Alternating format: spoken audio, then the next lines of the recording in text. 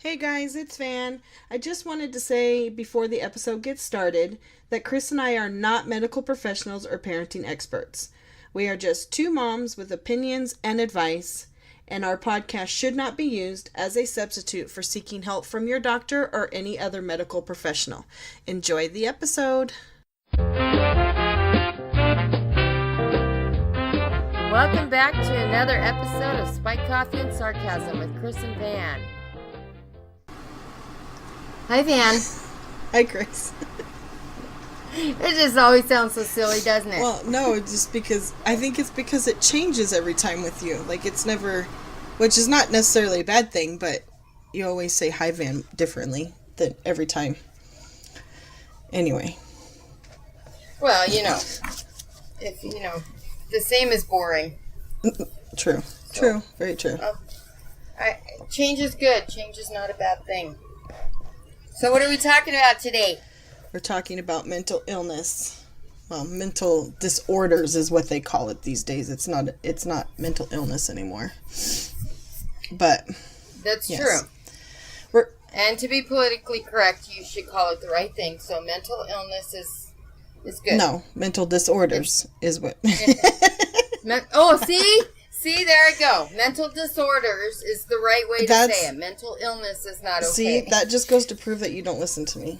Like, you just ignored everything that I just said. Wait, what'd you just say? Arr. So, there's this topic there's so much to this topic. So, I guess we can start out talking about, you and I both, for quite a while now, have dealt with depression on our own. And there has been... I just lost my train of thought. Like, it just totally went right out of my head. Because at point while you were talking, you froze, and I was like, no, not today. Oh, yeah. Not today. I just saw the port. Do you have a fan going in your room? Because I can hear it. Can you see I it? can see it. I almost and lost I you can there. hear it. Okay. Like, a lot. Okay, how about if I turn it down a little? How about that? You still hear I can it? still hear it, but that doesn't mean we'll be able to hear it on the audio. It just means I can hear it. You know what I mean? Yep. Anyway. Okay. Back on topic. No more squirrels. Although squirrels are a part of mental disorders. They truly and honestly are. They're not called squirrels, obviously. But so anyway, I'll tell my story of how my depression came about. And then you can tell your story about how your depression... And then we'll talk about kids and mental illness. And probably talk a little bit about bullying and how that ties into everything. Or how we see it tying into everything. Because I know that Katie had some issues with that a while back. So, most definitely. Yeah. Okay, so my... little background on my family. My grandmother and my mother both have dealt with depression. So it's kind of was inevitable at some point that I would probably end up dealing with it in my life. But it really came about after I had gotten divorced. And when my life got to be pretty chaotic, and I went from somebody else in my life doing everything, and now, paying bills and taking care of everything. And now here I am taking care of two kids and having to do all that on my own at 35. And I had been with my ex-husband since I was 19. So he did a lot of that for me. And so I had to end up doing a lot of it on my own with two kids, which is not fun. So I can remember specifically the day that I went to, or that I knew that I needed to go and get help. And I was at work, and over the course of maybe 1 or 2 weeks, I kept making mistakes at work. I kept just little stuff that I had never made before. Mistakes that I never made before, missing things, not completing things. And I had a really great boss at the time, and we were really good friends. And he kind of pointed out to me, "What's going on with you? You're making, there's this isn't like you. So what's going on?" And of course, I brushed it off like, I don't know. It's just, I guess I'm just off. No big deal. And then I was having a conversation with somebody, and I don't remember who it was at this point, but I remember saying that I just want to, like, basically walk away from my life. Like, I didn't want this life anymore. I just want to run away, basically. And whomever I was speaking to said, "Well, what about your kids? What would you do with them?" And my response to them was, "They have a dad." And at that point, I think I just kind of went, whoa. Like, I would never say something like that about my kids. Like, I don't want to give up my kids for anything, nor do I want to walk away from them. And at that point, I said to myself, okay, something's not right here, and you probably need to go talk to somebody. And the job I was working at the time, they had a psychologist on site. Like, you could make an appointment with somebody in the building on site. So I made an appointment with her, and I went and talked to her, and I told her what was going on and everything. And she wrote me a recommendation to take to my primary doctor to get on antidepressants. She said, "You're depressed. No two ways about it. You are depressed." And I had already been dealing with anxiety. Like, I had already had a prescription for Xanax because I was having panic attacks or anxiety attacks before that. So this was just another thing to deal with. Why do you keep flipping me around? You're making me dizzy. I'm sorry. I'm not flipping you around. I'm multitasking. And now I can't get you back to where I can see you. Oh. Well, stop multitasking. Well, I'm trying not to, but I'm getting text messages from, everybody knows that I'm in here recording, but I'm getting text messages now saying, we need this, and do you want me to go do this, and how? What, honestly, what would your family do if you just, like, up and left for a week or two or more? I mean, not that you want to do that or anything, but I'm just saying, like... Right? Yeah, like, I need an hour to record my podcast, and they just don't leave you alone. And now I can't see her. I know. I can't see you now. Now, can you see me? You'll see me again. I'll see you again.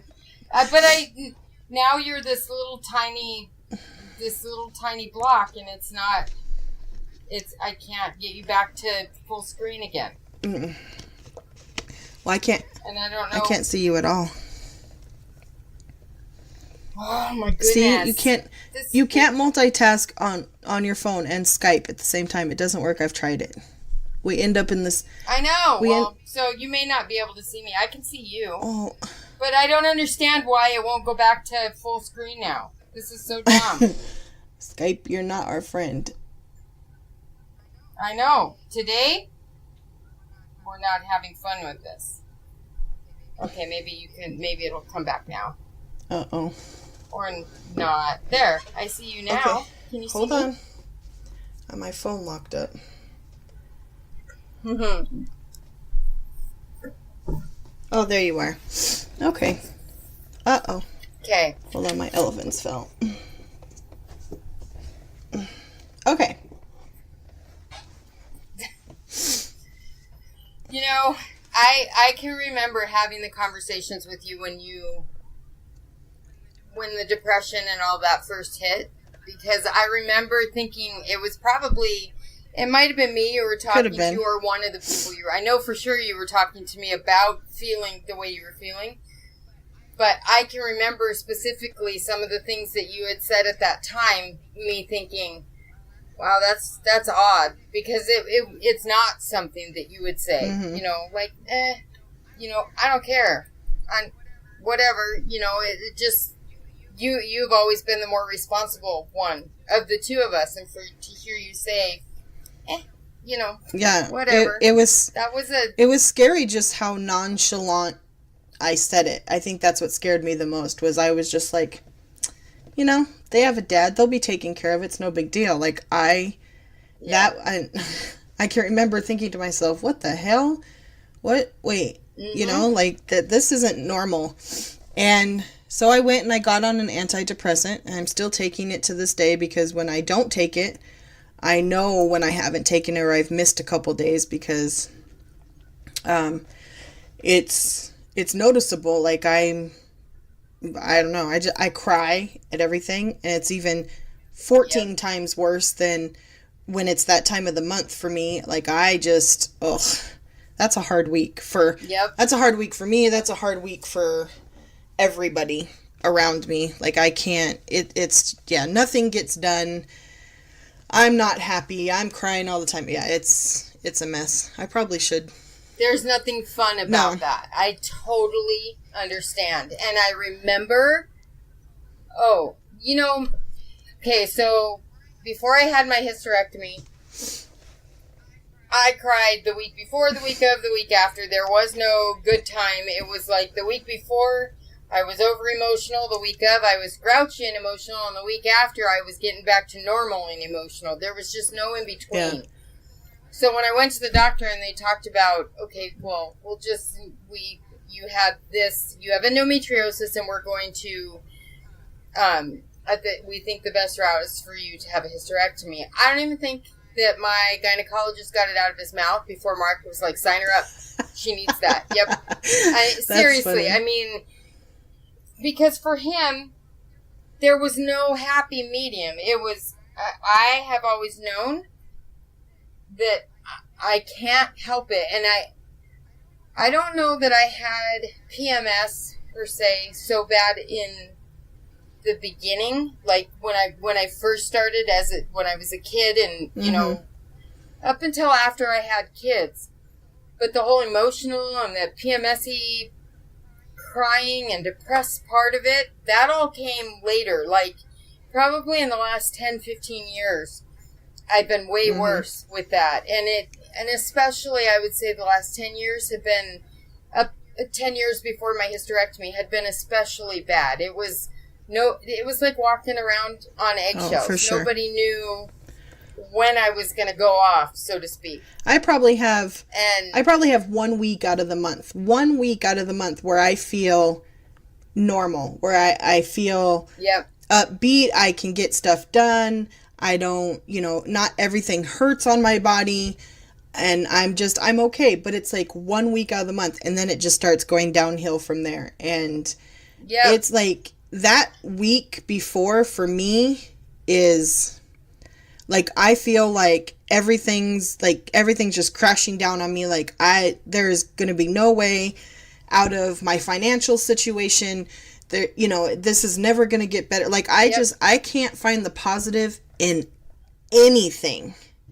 And trying to hide that from your kids, which I don't hide it very well. Like, my kids have seen me cry a lot. And they've seen me go from being really, really mad to just being normal again. And it only happens that 1 week. But, man, it's like I'm Jekyll and Hyde for that week. It's pretty crazy. Yeah, that's exactly what it is. But to tie that in with the depression part, for me, once I had the hysterectomy, the emotional part of it originally they were just going to I was going to have a partial hysterectomy, and when they got in there, they found out that it was too bad to keep my ovaries, so everything was taken. And the emotional part of it stopped immediately. Like, I went from being crying, 90% of the time to not crying that often. Like, now, things that it's a very, very noticeable difference. If it was like, I even notice it. If it's something that I felt like, if there was anything that upset me, I was in tears. It did not matter. I was in tears. Now, it can upset me, and I'm not saying I don't ever cry. I'm not a robot or anything, but stuff still upsets me. I just don't cry like I used to. I cry 90% less than I did before. Yeah. Now, as far as like the depression and anxiety and all that stuff goes, I'm in the same boat that you are as far as family history goes. My mom has it. My grandmother has it. And I've dealt with that for a long time with the whole, like, anxiety, especially. Yeah. With anxiety, I had my first panic attack when I was in the 5th grade, and I remember it specifically, very, very clearly. I didn't know at the time that it was a panic attack. I just thought I had an irrational fear. I know now that it was a panic attack. But the whole depression thing, I do the same thing you do. I get... There are times where I feel just, I don't deal with everything coming at me at once. So I get overwhelmed really easy. Me too. And that part of it makes me just, I get to a point where I think, I'm never going to dig myself out of this whatever I'm in. You know, dig myself out of this hole. I feel overwhelmed and I'm there's too much, and I find that more often than not, and especially here lately in the last few years, I feel like I'm depressed more than I'm not. So I've been on, when I was diagnosed with MS, they put me on an antidepressant automatically because it does, the medication for MS, the shots that I take, they cause depression, or they can. And to the point where in extreme cases, they cause suicidal ideation. So... That's scary. Yeah, it is scary. And I'm really afraid of that because I have noticed that, I mean, I don't think anybody says, oh, yay, you know, I can't wait to have suicidal thoughts. That's obviously anybody who would think that is, anybody who feels that way would be scared. Yeah. So when they told me that was, I wanted to do something, be proactive and do something about it right now. But I've learned that you know, when I was a kid, I used to think that someone who was at the point where they would try and take their own life, or they did take their own life. Now, keep in mind, please don't send us hate mail for this, because this is not what I mean. I'm just trying to establish a thought process from when I was younger to now. When I was younger, I thought, how could they do that? How selfish. How could somebody how could you just do that with all these people that love you? But now, as an adult, or even just being older, I realized that nobody wakes up in the morning with the thought that today's the day, I'm just going to end my life. Nobody feels that way. It's a progressive thing that happens slowly over time, and someone who goes that route truly feels like they are doing someone a favor, or they are doing anybody who knows them a favor. They have gotten to a point where they really feel like they would be better off dead. It's not a selfish thing. No. It's seriously a cry for help. They truly need help, and people who succeed in doing that have managed to get by and not get the help that they need, or know where to look, or whatever their circumstances. It really is a sad thing, because they truly feel alone, and that is the last place. That's the last thing that they can think of. The very final thing that they can think of is they would just be better off, and so would everybody else without it. Well, and I agree with you 100%. There's a real problem in our society these days that people don't think that mental illness either is an issue or is real. And right. I think too many think it's an excuse versus an actual problem. And a lot of people, you know, they tell people who are dealing with depression or any other kind of mental disorder, you know, just get over it. Just be happy. Well, yes. I wish it was that easy. I wish that I could just tell myself, be happy, because I would love nothing more than to just be happy all the time. And I think because there is so little help in the healthcare system and in anything really about mental illness, I think is why we have so much hate, so much violence, so much just stuff going on in our world today. And it's because people are dealing or don't know that they have a mental disorder and have not dealt with it and have not gone to see somebody to get some help. And, you know, they get to a point where they feel like whatever action they took, whether it's shooting into a group of people that they don't know, or shooting up a school, or, you know, killing other people, they've gotten to a point where this is where they feel, like you said, this is my option. This is what I have to do, because there's something wrong. There's something going on with them, and they're not medicated correctly or at all. They have not talked to anybody, and they just go and they do these things. And it's the same thing with suicide, with all the, you know, we've had such a big up in, you know, famous people, Robin Williams, Anthony Bourdain, you know, people who you would think are, how would they want to kill themselves? You know, like Robin Williams, for example, you know, he was a funny guy. He made people laugh all the time. He, you know, he wasn't poor by any means. You know, you would think he would have just this great life, which he probably did. But because he was dealing with mental illness, and I think they also said that he had just gotten diagnosed with something else, which, if you read anything on depression, being diagnosed with an illness, with, like, you know, like you with MS, Nathan with epilepsy, any of that, if something like that happens in your life, that can bring on depression. It's not just chemical imbalance in your brain that has something to do with it, but depression is also environmentally triggered, and something that goes on in your life triggered. Anything can trigger it. And if you don't get the proper help, and, you know, a lot of people get put on medication, then they don't like the way that it makes them feel, and so they stop taking the medication, and then it just all goes downhill from there.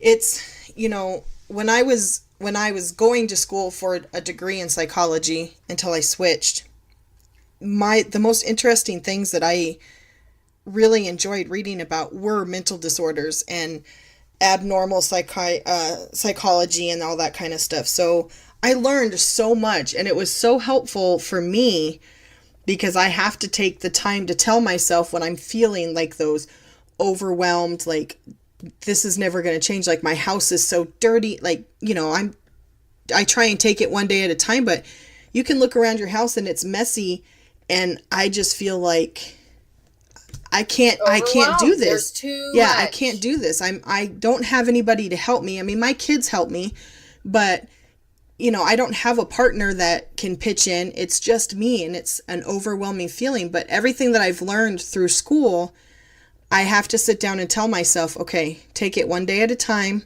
do one task at a time. It's going to take a while to get it all done, but, you know, you'll get through it. Like, I have to talk myself down from that a lot. And, you know, the anxiety is out through the roof at this point, and I'm not taking anything for that, but I think that's probably my biggest issue right now, is I've been having a lot of those lately, even to the point where I leave work early, just tell them I don't feel good. And, well, I mean, I didn't feel good. Let's be truthful. Anxiety makes you feel. Yeah, that's not, you know, but. And that is a true thing. Like, one of the things there for a while, when Alyssa was really little, she was a couple years old before I got married. Mark and I were together, and the anxiety part of the anxiety and depression hit me really hard. And this was before even my aunt passed away. This was before the car accident. In fact, that car accident that we were in, that was me. I actually said to myself, okay, I'm going to be putting the things that I learned from that program that I did. Yeah, I remember that. Yeah. Yes, and I'm going to excuse me. We're going to see how well it works now, because I can't think of anything more anxiety-inducing or scare-inducing than being in a car accident that killed somebody. Of course. I mean, being in a situation like that. So I remember when all of that first happened, and Alyssa would be, like, taking a bath, I can remember sitting there thinking, if I wasn't here, who would do this? The irrational thoughts, like, what if thinking, and that part of the anxiety, it is such a scary thing, because you can't run away from it. It's, you have that fight or flight response. And that's not something you can fight or flee from. Can't. It's within you. So no matter how far you run, it's right there with you. And I remember feeling like when all of that happened, that even before that happened, when I was doing the tape program, and I tried to check myself into a mental hospital because I was so scared of myself, of the anxiety was so much. And there was, they have the 800 help numbers.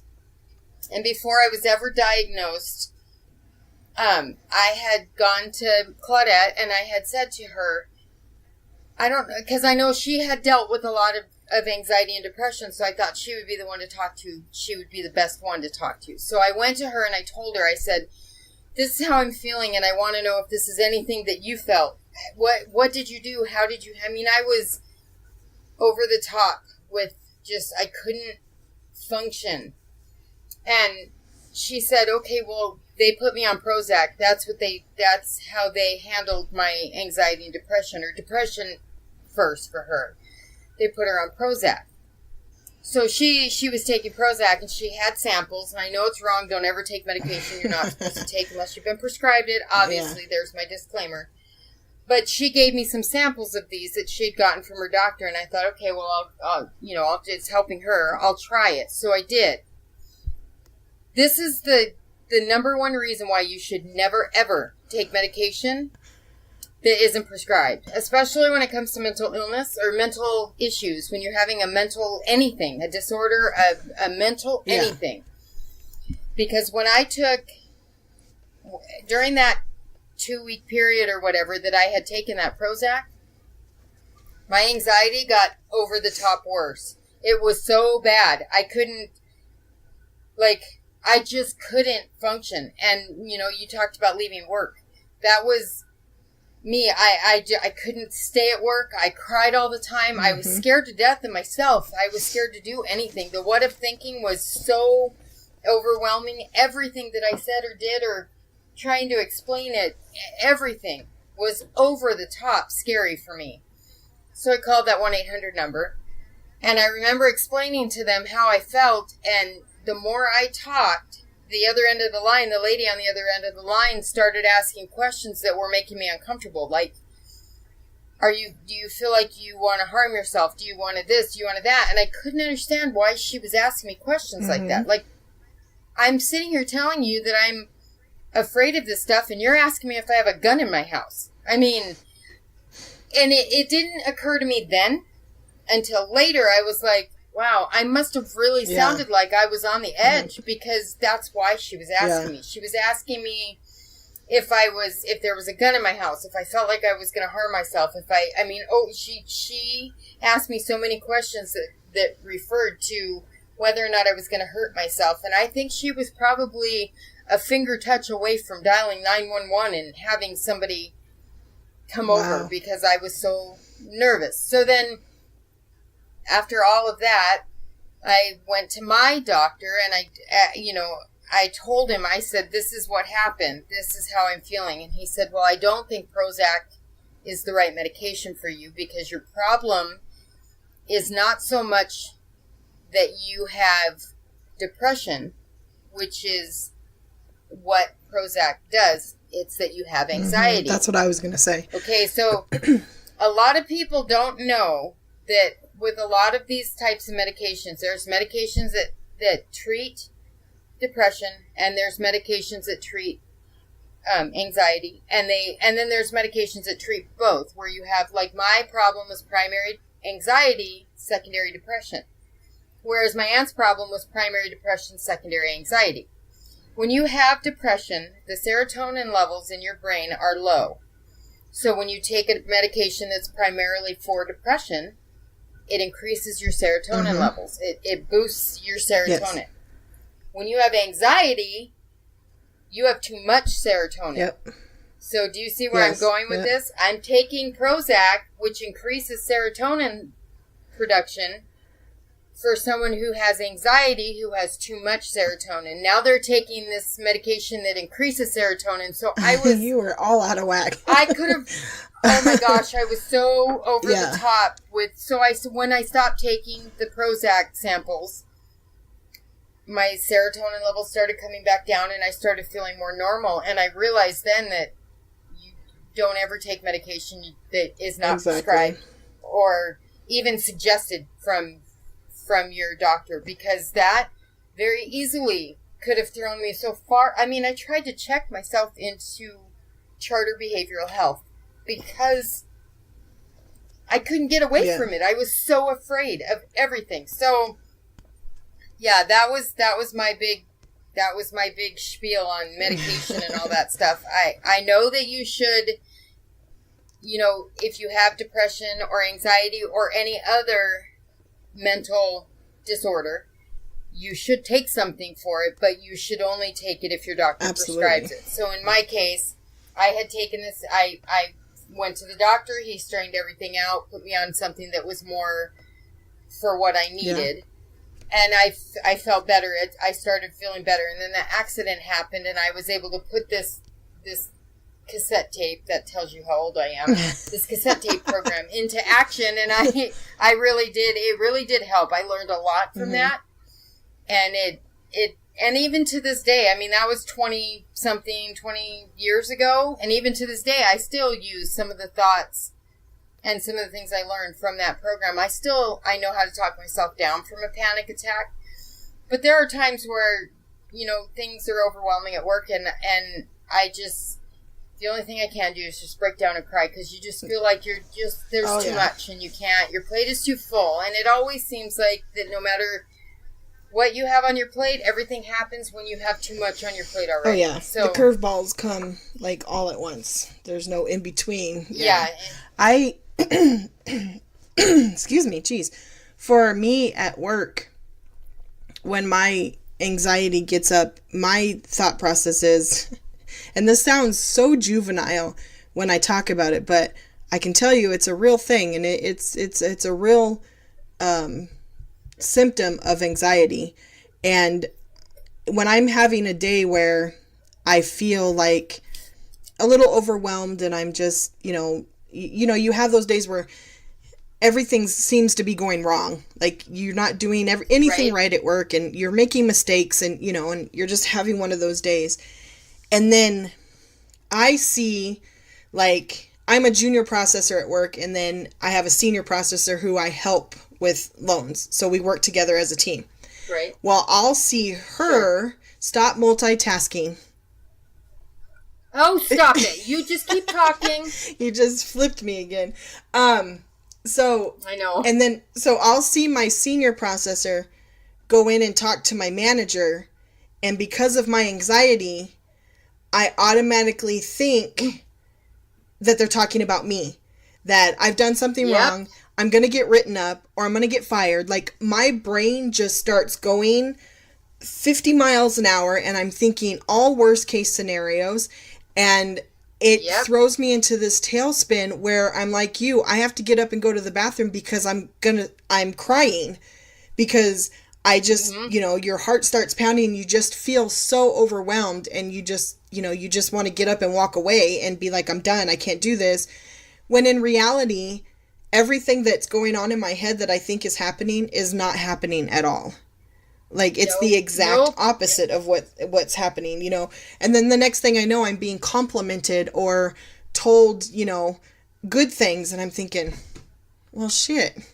I just sat here for an hour and a half thinking that I was going to get fired from my job, and in reality, they think I'm really doing a great job. So that's the reality of anxiety and depression, is that your brain just starts thinking every worst case scenario there possibly is, and you convince yourself that that's really what's going on. It's crazy. That is exactly it. It's crazy. Because, it is so, the other day I was sitting at work, and everything was going good, and I did the exact same thing that you just talked about. somebody went into my product group manager's office, and there's 5 people in my office besides myself. There's me and 4 other people. 5 other people, actually. And I instantly thought that whoever was going into my product group office, they were going in to say something about me. I haven't even dealt with this person yet today. I have no idea why I thought that, but I do it all the time. And then, and then if they, say your boss calls you into the office, you instantly go to the negative. Something's wrong. I've done something wrong. I'm going to get fired, reprimanded, written up. Something. Always. Yep. And I have heard so many times, why do you think, you've been complimented, you've been told you're doing a good job. Why do you think you're doing bad? Because I can't stop myself from thinking that. I don't know why I think that, but that is how it happens. I cannot help it. How many times have I told you? Like, you've expressed, we talk about this on a constant basis, and I've told you 1,000 times. I don't know, you don't need to think that. You're good at what you do. And it's so funny that, you always give advice to other people, but you don't take your own advice. And so it's real easy. Oh, yeah. It's real easy for me to say, Crystal, you're fine. Just don't, you're doing great. Just doing fine. And then 2 days later, I'm going to be having the exact same conversation with you, but it's going to be about me. And then you're going to be saying exactly what it's just like this circle that we go around and around and around in. And it's just this, it's just not fun.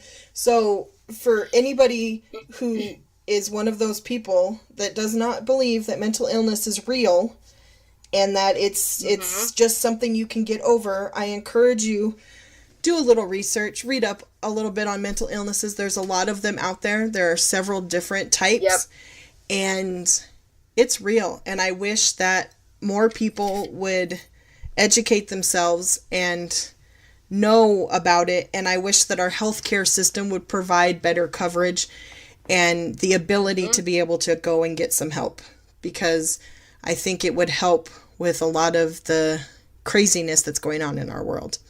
So, it's funny. It's not funny, but when we were talking about this tying into, like bullying and stuff, it's the same thing with our kids. Yep. I know, like with Katie's big issue was she's an empath, and people who are empathetic, they generally have a higher anxiety level because they're people pleasers. I mean, that is 100% the issue. She didn't want to have enemies. She wants everybody to like her, and that's totally understandable. And then she's got this 1 or 2 people that want to pick on her, and in her mind, she's wondering how she can fix it. How can she make it better when really there's nothing she can do. She didn't do anything wrong. No, and it's not even an issue of whether she did something wrong or not. It's more of an issue of there are just some people who you get along with and some you don't. Even if you do something wrong, you're going to get over it, and so are they. But dealing with it in the here and now, that's always so hard. It's like, especially during teenage years, you add teenage hormones, and then you add anxiety or depression in there. Man, that's a whole cluster F of crap going on in their brains. I mean, being a teenager is hard. We've been there. It was not fun. Yep. I wouldn't go back to being a teenager to save my life. I hated being a teenager. It just was not fun. I mean, not all of it was bad, but there's just And now that I'm in the mix of, I have a 14-year-old and you've already raised almost 2 teenagers, and it's so hard because no matter how much you tell them, this stuff is not going to matter anymore. It's not going to matter when you're older. Right. You're not going to know these same people. You're probably not even going to have these same friends. Keeping your friends from junior high and high school is very rare. We've been lucky. Mm-hmm. But it's so hard because they just think at this moment their world is just coming to an end over something so silly, and over somebody who's probably dealing with the same mental stuff going, when you have a bully, it's because there's something else going on. They're not just being a bully. Oh, yeah. Because they like being mean. It's because something's happening in their world and they're just trying to find an outlet and they're taking it out on your world is basically what bullying is. So, but I know for Katie, it caused a lot. It started causing a lot of anxiety with her because, like you said, she just didn't understand why I'm a good person.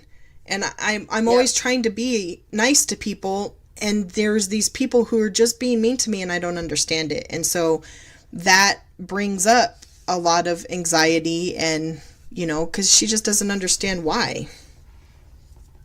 No, and we were talking about how we always worry about when somebody goes into the office and talks to the boss, we're positive that they're talking about us and we're going to lose our job. When in the big picture, what's the big deal?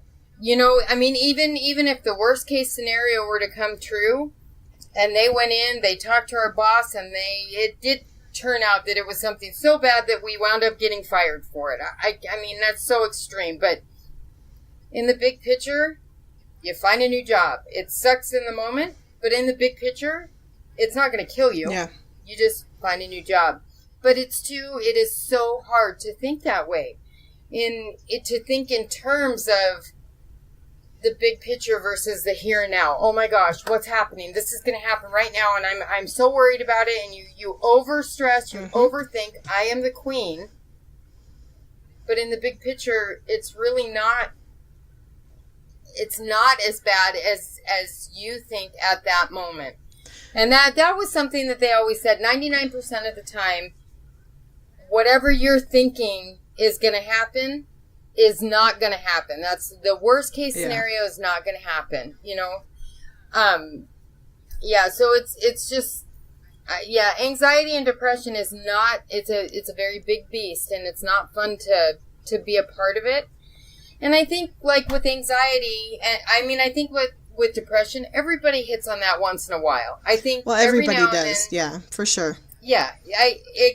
Just some people have it longer and more intense than others. Whereas some people, something gets to them, they're depressed, they get over it really quick, or it takes them a couple days, whatever, and then they're able to move on. Some people just can't move on from that, and that's where it becomes a scary thing, because when you feel like you're sad more than you're happy, and you are, if you aren't doing anything about it, it can get very, very real, very, very quickly. Oh, and that I've dealt with that, with my brother lately, with everything that had been going on with him. My mom had been trying to tell him that he needs to get on an antidepressant, and he's adamant that the only reason why he's depressed is because of what's going on right now, which, that could be the case, but he wasn't dealing with the situation that was happening because I know that he has, whether it be a huge, whether it's a lot of depression or just a little depression. I couldn't think of the word I was trying to find. Right. But he is dealing with some of it at some level. And he's adamant that he doesn't need medication. And my mom was trying to get across to him of, you're not dealing with anything that's going on in your life. You're not taking the steps to make things better, and that's depression. Right. When you're not willing to take the steps to make your situation better and you just want other people to do it for you, that's depression. Because you are not able to get up and do things for yourself because you feel that it's too overwhelming, that it's too much. I can't deal with it.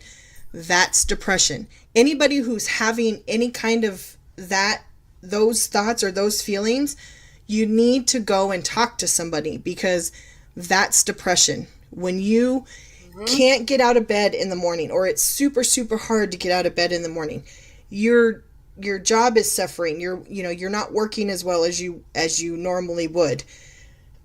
You're not talking to your friends or your family as much as you used to. That's all depression.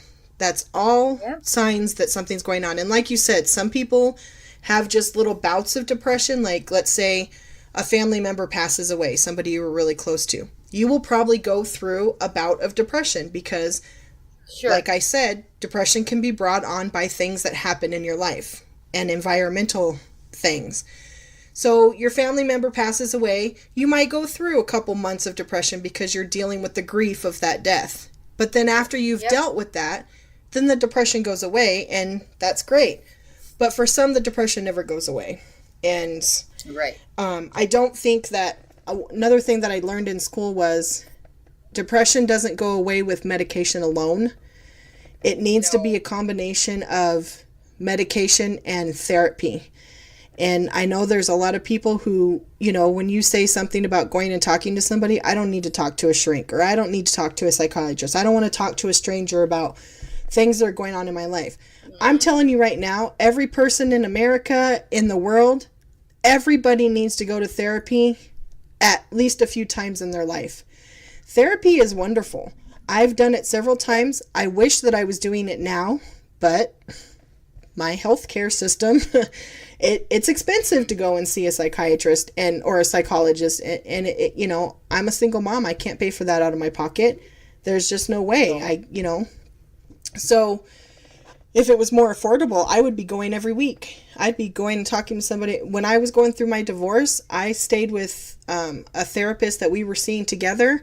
I stayed with her for a couple months after that without him. And it was the best thing I ever did, because it gave me the courage. It gave me the strength to be able to do what I needed to do to survive and take care of my kids. So, and, you know, medication and therapy, that's the key.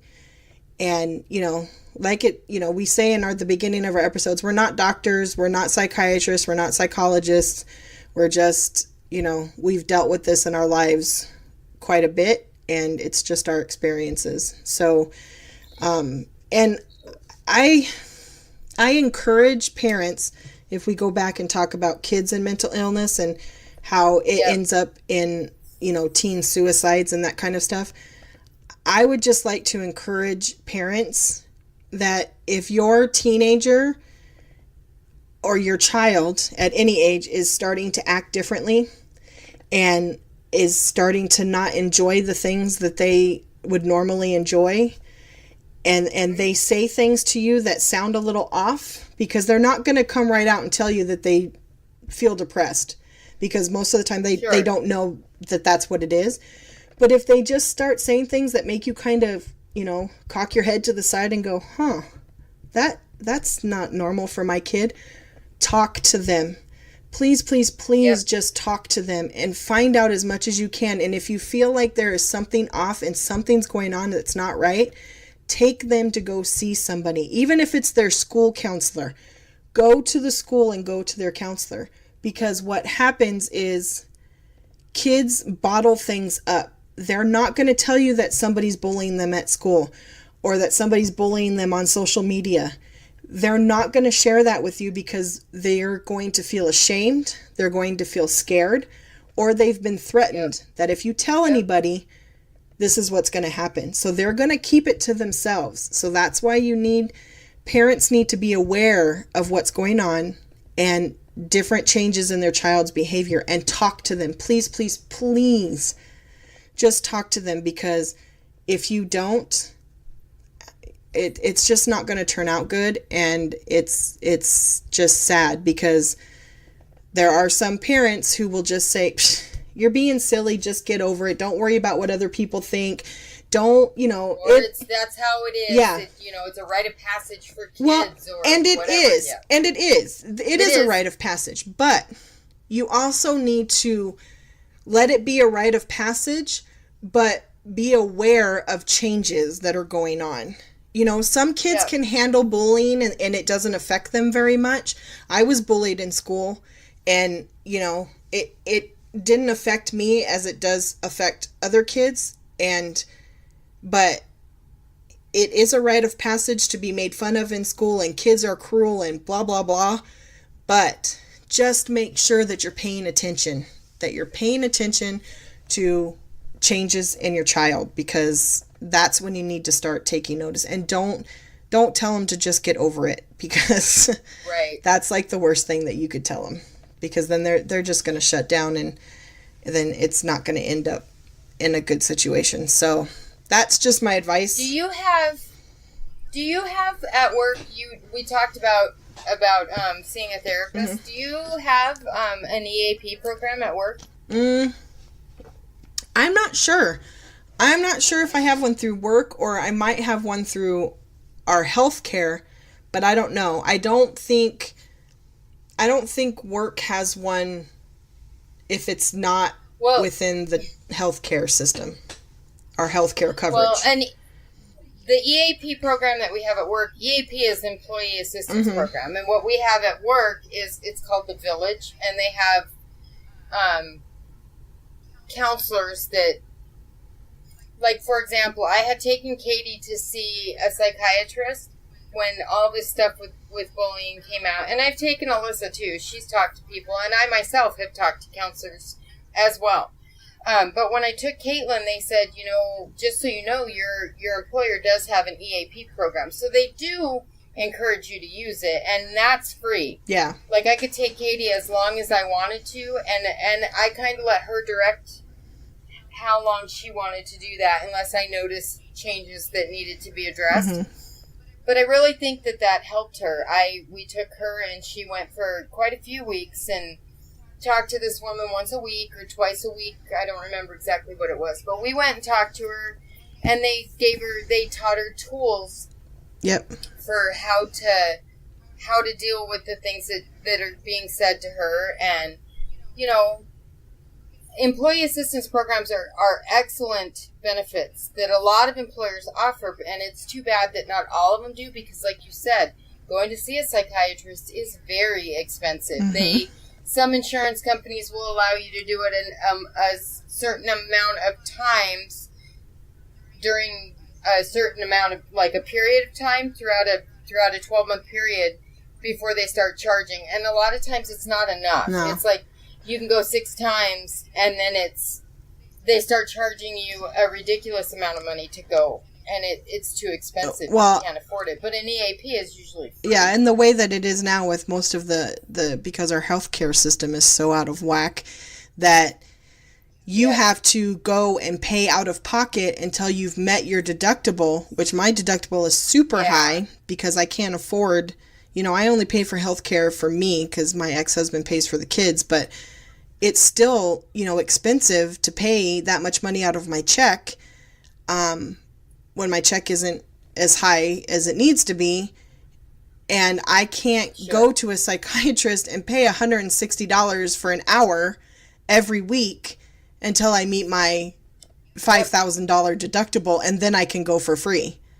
It just, it just really sucks. It needs to be changed. The mental health coverage in the healthcare system needs to be changed. And every company should have an EAP program. When I was working for my other job, they did have one, and I did utilize that. But I don't think that at my company, because it's a smaller company, so, it's... Yeah, and a lot of smaller companies, they don't offer that benefit. I worked for one of the largest window manufacturers in the country, mm-hmm. So, I mean, they have several benefits that are awesome to utilize, and one of the things that they just opened, and it's aside from mental health, but one of the things that they just opened here in the last 5 years was an on-site health clinic for yourself, for the employee and their spouse, and they offer, it's $20 to go for a visit, no matter what you're being seen for. It's a $20 visit. It doesn't go through your insurance. It's right there on site mm-hmm. at the clinic. Yeah. And if you, say you have high blood pressure, they give you high blood pressure medication for free. You don't have to pay for it for the duration that you're on it. Any type of diabetic medications, blood pressure, cholesterol, anything like that. Those medications that are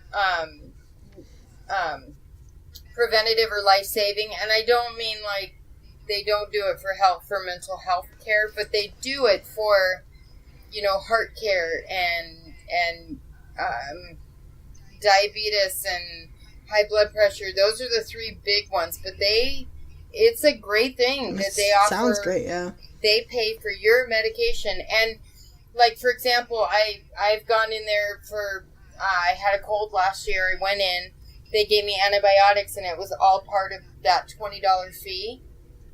But that's what I mean. You go in, pay $20, and no matter what treatment they give you, if they give it to you on site, it's covered in that. But if you have a chronic medical condition that can be controlled with medication, high blood pressure, diabetes, that kind of thing, they will give you the insulin, or they will give you the high blood pressure medication or the cholesterol medication. They pay for that for free. Wow, that's cool. And I think that that's a great benefit, because it does encourage people to go.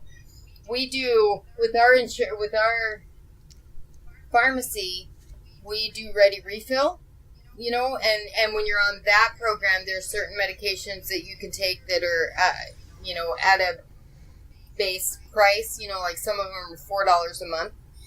And, but that being said, you still pay for that. Like some of that medication that, like Mark has, he has high blood pressure, so he could get all of his high blood pressure medication for free. And I think it's a great benefit for him, for anybody who's in that situation. I think that's neat. Right. They do preventative care and everything. Yeah. They don't offer it to children yet, but to your kids, but it is available to the employee and their spouse. And I think that that's just so neat. Well, and it would be really great if they would do that kind of stuff for the mental illness part of it, because if you think about it, it is preventative. I mean, it's preventative. It's preventative of suicide. It's preventative of, coming into the plant and shooting everybody because, they're not being, I mean, it sounds harsh, but it's a reality, and it's scary. If there was something like that was in place for most employers, you wouldn't have to have drills of what you do if somebody comes in with a gun. Instead of spending all this money on that kind of stuff, why not just spend a little bit extra money and allow your employees to go and speak to somebody for free? We'll pick up that tab for you. And any medication that is prescribed to you, we'll pay that. Or pay a portion of that, maybe not all of it. But even the healthcare, I mean, God, could you imagine, so the healthcare system, they don't want to pay for mental health coverage. They don't want to pay for the medication. Like my medication, because when I switched jobs, it's now $28 a month. Like I have to pay $28. Ouch. I know.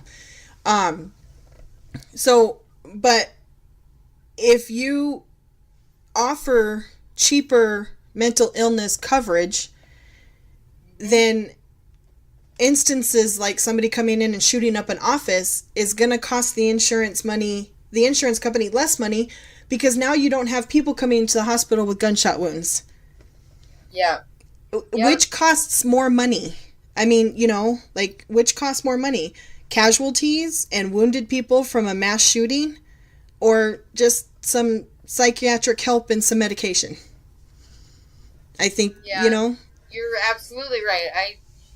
It is sad that I don't know, they pay for certain things and not others. That, like, our copay for medications is $15. So there have been,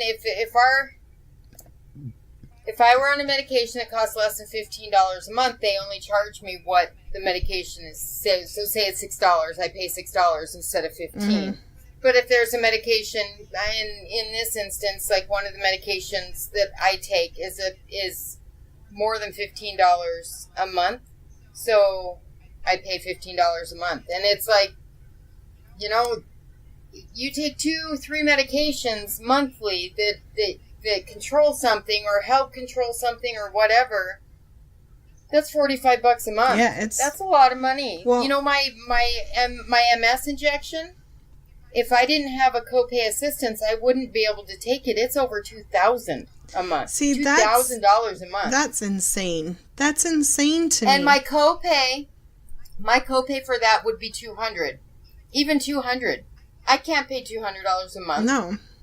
Well, and that's $2,400 a year. A good example of, so like I take blood pressure medicine and I take my antidepressants. The only two prescription medications that I take. My blood pressure medicine is $10 a month. My antidepressant is $28 a month. Nathan's anti-seizure medication is $10 a month. Why is my antidepressant $28 a month? Like, why is that higher than any other medication? Not saying that any other medication is not as important, but I don't understand why I'm trying to take something that's going to help me stay sane and you know, be good mentally wise. It costs me $28 a month. It doesn't make any sense. None. It makes no sense at all. And I think it should be changed. But that's I'm going to step off my soapbox now. But you know, I take the one that I'm on now. I had them change it because the copay was higher on the one that you take. Mm-hmm. I was on that same one. Well, maybe I was on Wellbutrin. Yeah, that's the one I take. Too much to take. Yeah, and that one was a lot more to take. It's $15 a month, so that's what my husband takes too. So between the two of us, we were paying $30 a month for that medication. So I decreased mine and went back to something different. Now I take. Starts with an L.